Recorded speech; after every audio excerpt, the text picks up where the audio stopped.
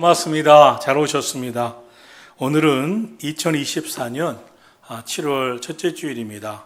올해도 벌써 6개월이 지났습니다. 절반이 지나가고 있습니다.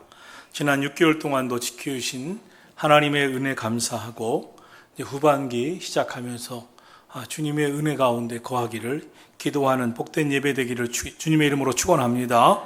우리 하반기 예배의 성공자 꼭 되시고 기도에 늘 깨어있는 기도의 승리자 되시고 살아있는 믿음으로 살아가는 하나님의 은혜와 복을 누리며 살아가는 믿음의 사람들 되기를 축원합니다. 우리 함께 인사하겠습니다. 주의 이름으로 사랑하고 축복합니다.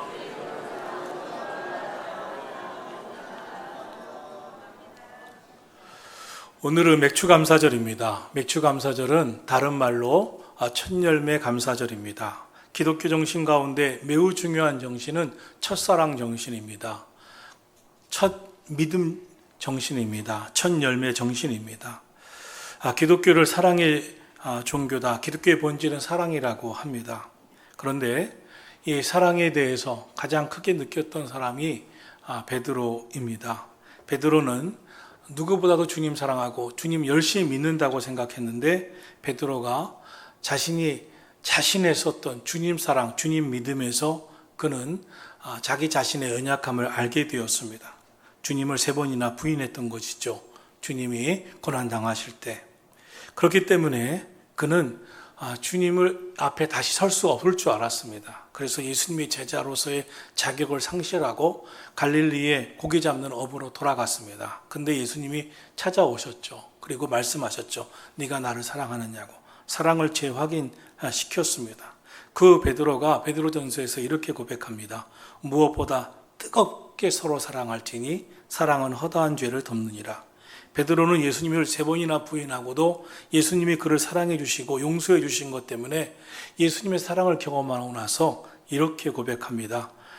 뜨겁게 사랑하라. 사랑은 뜨거워야 된다.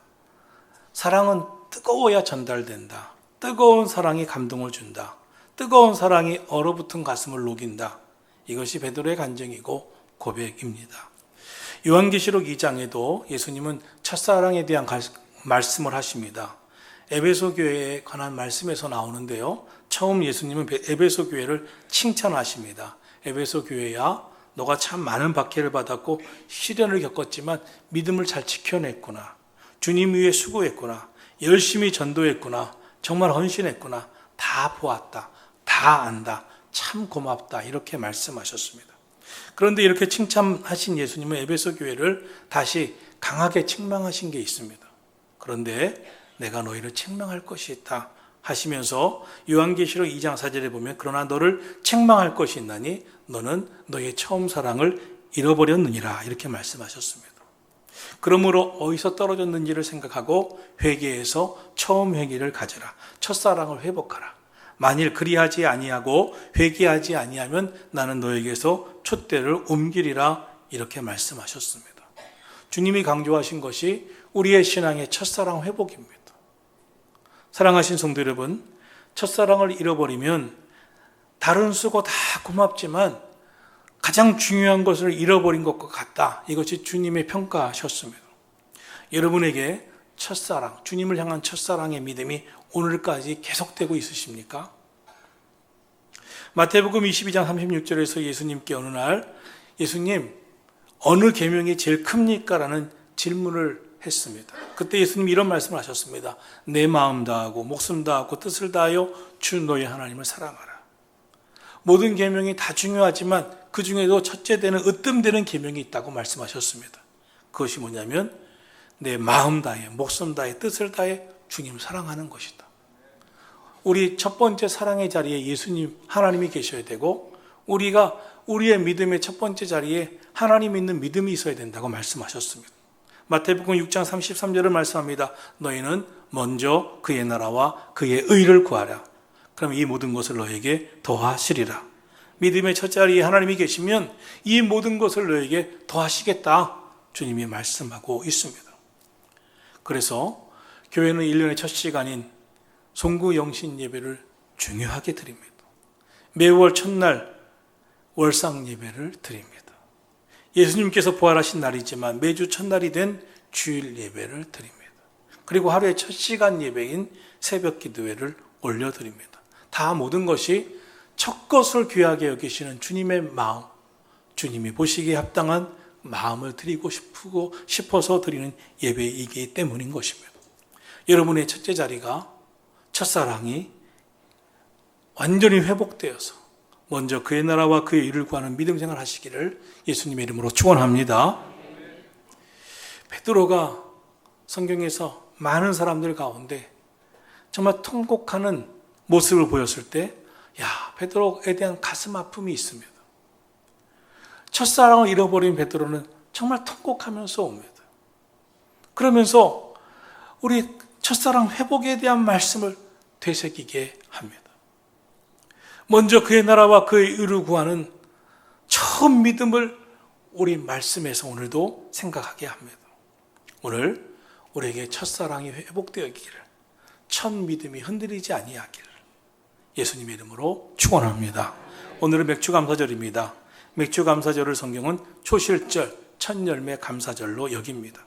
오늘 주신 신명기 말씀 26장 2절에 보면 내 하나님 여호와께서 내게 주신 땅에서 주시는 모든 소산의 만물을 거둔 후에 그것을 내 하나님 여호와께서 그의 이름을 두시려고 택하신 곳으로 그것을 가지고 가서 드려라 라고 말씀하고 있습니다. 2절에 만물은 마다들, 마지와 같은 첫째를 의미합니다. 즉 첫 열매에 관한 말씀인 것입니다.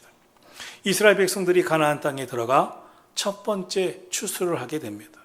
밀추수, 보리추수를 하게 된 것입니다. 그래서 첫 열매를 거둡니다. 사실 저들은 광야 생활 40년 내내 그들이 먹고 싶은 것을 먹지 못했습니다.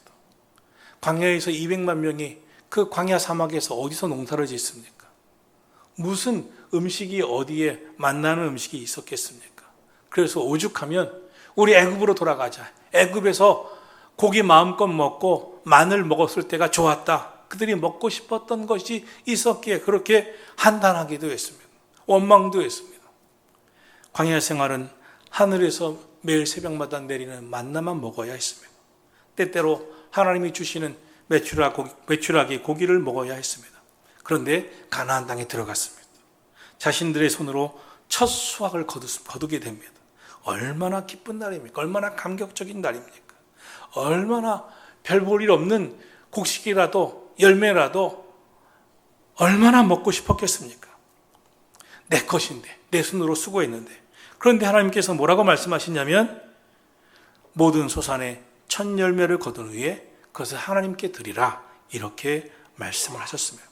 하나님이 왜 그렇게 하라고 말씀하셨을까요? 그것은 아무리 작은 것이라도 감사를 잊지 말고, 감사는 나중에 하는 것이 아니라 처음부터 부족한 상태에서부터 첫 것부터 감사할 때 하나님께서 그의 인생을 완전 책임져 주신다는 것을 말씀하고 있는 것입니다. 너무나 작고 어렵다고가 아니라 믿음 갖고 감사할 때 하나님께서 그 인생을 주의 손으로 붙잡아 주시고 축복하심을 말씀하고 있는 것입니다. 사랑하신 성도 여러분, 그럼 첫 열매 감사의 정신, 맥주 감사의 정신은 무엇이겠습니까? 첫째로 앞으로 잘 될 것을 믿고 이제 믿음으로 살겠다는 정신입니다. 이것이 만물 첫 열매 정신입니다. 하나님, 나는 모든 것 하나님 말씀 의지해서 믿음으로만 살겠습니다. 지금 부족한 가운데 있지만 첫 열매를 구별해 드리면서 첫 열매 감사를 드리면서 오직 하나님 의지하고 살겠습니다. 하나님이 인도해 주실 줄로 믿습니다. 이것이 만물 감사 정신입니다. 이스라엘 백성들이 광야 생활을 할 때 광야에 참 어려움이 많았지만 사실 기적투성이었습니다. 매일이 기적이었습니다. 농사도 안 지었는데 200만 명이 어떻게 먹고 죽지 아니하고 40년을 삽니까? 하늘에서 새벽마다 만나가 내려오는 기적, 때때로 메추라기 고기가 떨어지는 기적, 반석에서 물이 나오는 기적, 여벌 옷도 없고 여벌 신발도 없는데 옷이 낡지 않는 기적, 신발이 헤어지지 않는 기적, 매일 뜨거운 광야 사막을 지나가는데 일사병에 죽지 않는 기적, 밤에는 사막 기후라 몹시 12도, 13도가 돼도 저체온증으로 죽는 사람 투성인데 저체온증으로 죽지 않는 기적. 그런데 낮에는 구름 기둥, 밤에는 불 기둥으로 인도하시는 하나님의 인도함을 받은 것이었습니다. 그런데 출애굽 첫 세대인 백성들 계속해서 원망하고 불평만 했습니다. 그리고 여호수아와 갈렙 외에는 40년 동안 출애굽의 첫 세대는 다 세상을 떠나고 다음 세대만 남고 가나안 땅에 여호수아와 갈렙과 다음 세대가 들어가게 됩니다. 그런데 그 다음 세대가 돌아봅니다. 왜 우리 부모들은, 왜 많은 백성들이 이 약속의 땅에 들어오지 못했나? 하나님의 약속하신 축복을 받지 못했을까? 하나님이 약속해 주신 축복이 이미 우리에게 있었는데 그 축복을 왜 못 받았을까? 돌아보니 불평, 원망의 죄였습니다. 고린도전서 10장 10절은 그때 일을 이렇게 기록하고 있습니다. 저희 중에 어떤 이들이 원망하다가 멸망시키는 자에게서 멸망받았나니 너희는 저희와 같이 원망하지 말라. 돌아보니 그들은 광야 땅에서 하나님의 매일의 기적을 경험하면서도 없는 것, 마늘이 없다고 불평하고 오늘은 많은 고기가 없다고 불평하고 계속 원망하고 불평하며 살다가 결국은 하나도 약속의 땅에 들어가지 못하고 끝까지 감사한 하나님께 영광 돌린 여호수아와 갈렙만 들어갔다는 것입니다. 그래서 오늘 주신 말씀에 하나님은 이렇게 말씀하고 있습니다. 신명기 26장 1절 내 하나님 여호와께서 내게 주어 차지하게 하실 땅에 들어가면 거기서 토지 소산의 만물을 거두면 그것을 가져다가 하나님 앞에 드려라. 그러면 하나님께서 너희와 함께 하실 것이다. 신앙생활에서도 은혜를 받고 믿음의 눈이 떠진 사람들은 하나님의 은혜임을 알고 감사를 합니다. 와, 지금까지 살아온 모든 것이 주님의 은혜였구나. 감사였구나. 여러분, 사실 늘 감사하며 사는 거 쉽지 않습니다. 매일매일 삶이 바쁘고 힘들기 때문에 원망과 불평이 많지 매일 감사한다는 거 쉽지 않습니다. 그런데 돌아보니 감사투성입니다. 지금까지 살아온 모든 것이 감사투성입니다. 그러니 깨닫게 되는 것이 있습니다. 앞으로도 모든 것 주님 의지하고 믿음으로만 살리라. 하나님께서 인도해 주실 것을 믿고 잘 될 것이라고 믿고 불평 원망하지 아니하고 감사하며 살리라. 이것이 맥주감사절의 정신입니다. 사랑하신 성도 여러분, 믿음으로 살겠다는 결단이 있으시기를 주님의 이름으로 축원합니다. 이제 하나님께서 오늘의 삶이 좀 형편이 없어도 하나님이 인도해 주실 것이야. 오늘보다 더 나은 내일로 인도해 주실 것이야. 축복해 주실 것이야. 믿음의 정신 가지고 살아가기를 예수님의 이름으로 축원합니다. 둘째로, 우리는 작고 오늘은 약하고 오늘은 보잘것없지만 주님의 은혜로 번성하게 될 것이다. 번성하게 될 것이고 강하게 될 것이고 크게 될 것이다. 이 믿음을 갖지 않는 것입니다. 5절입니다. 너는 또 내 하나님 여호와 앞에 아뢰기를 내 조상은 애굽에 내려가 거기에서 소수로 거류하였더니 거기에서 크고 강하고 번성한 민족이 되었는데 라고 했습니다.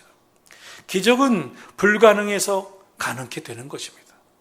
사실 요셉이 애굽의 총리였을 때에 요셉의 아버지였던 야곱의 후손들이 요셉 때문에 애굽에 70명이 내려갑니다. 그런데 많은 핍박, 요셉이 죽고 나서 얼마나 많은 핍박을 받았어요. 그런데 거기서 200만 명이 됩니다. 기적 같은 일이 일어납니다.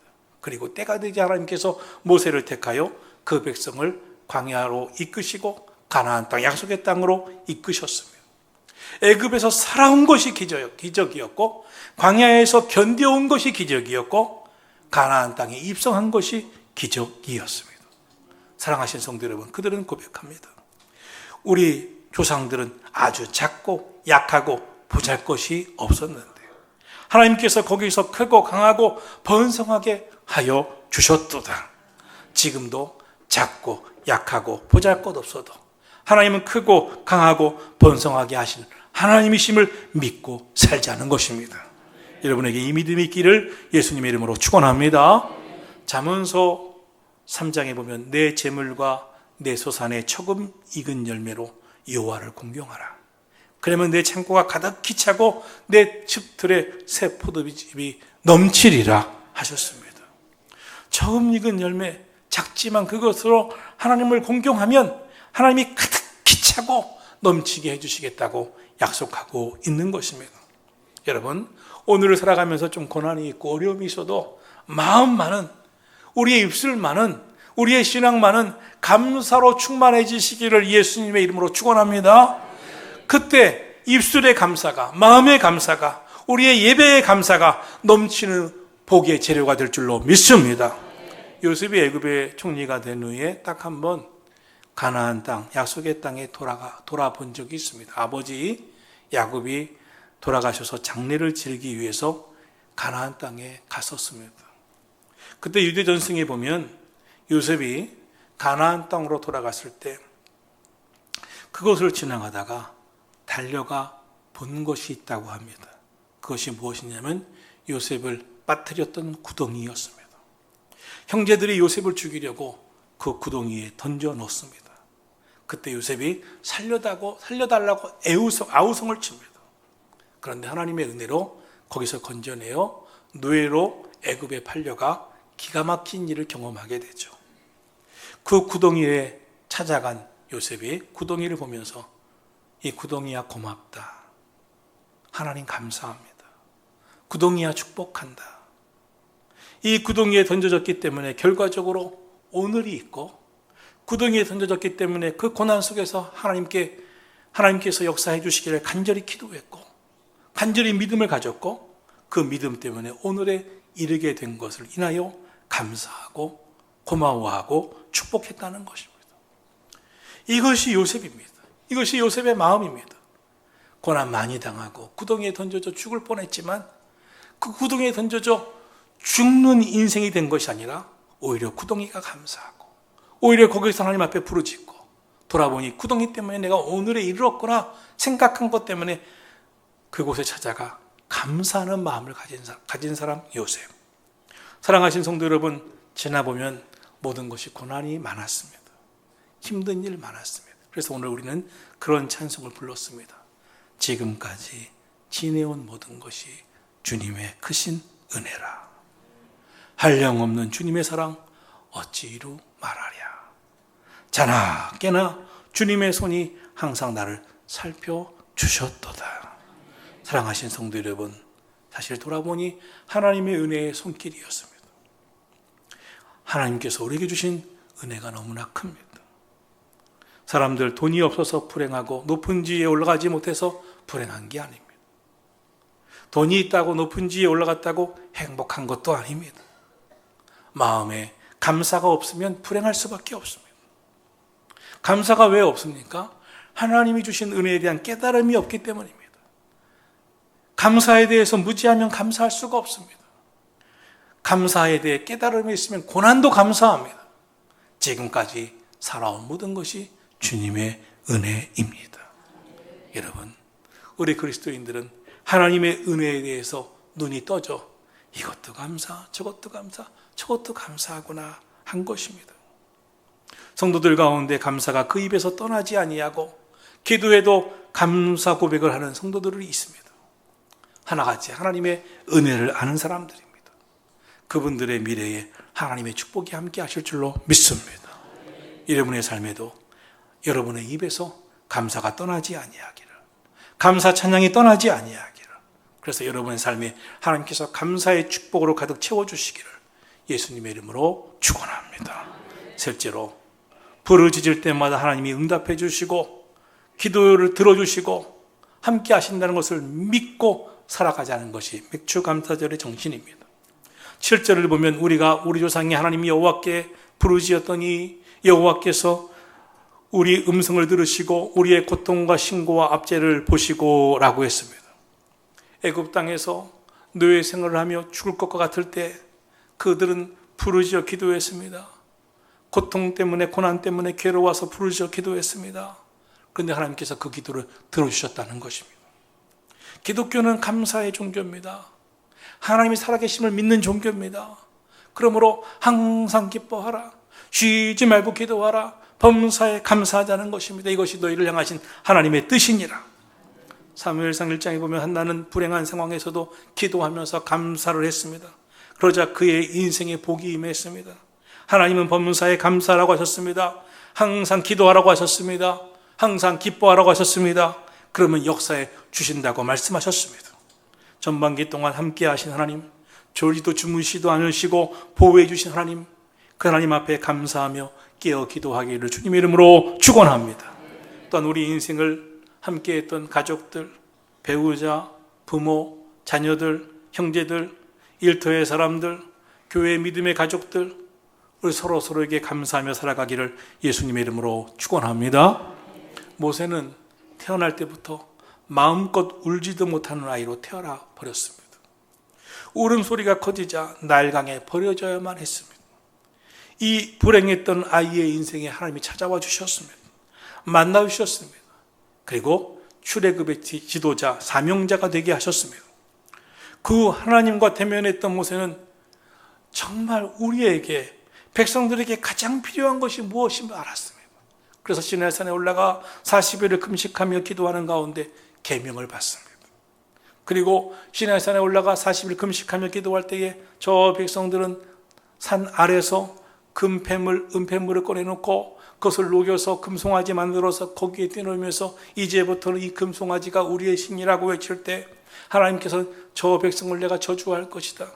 저 백성을 버릴 것이다. 모세야, 내가 너로 인하여 큰 민족을 이룰 것이다 할 때 모세는 다시 기도합니다. 하나님, 아닙니다.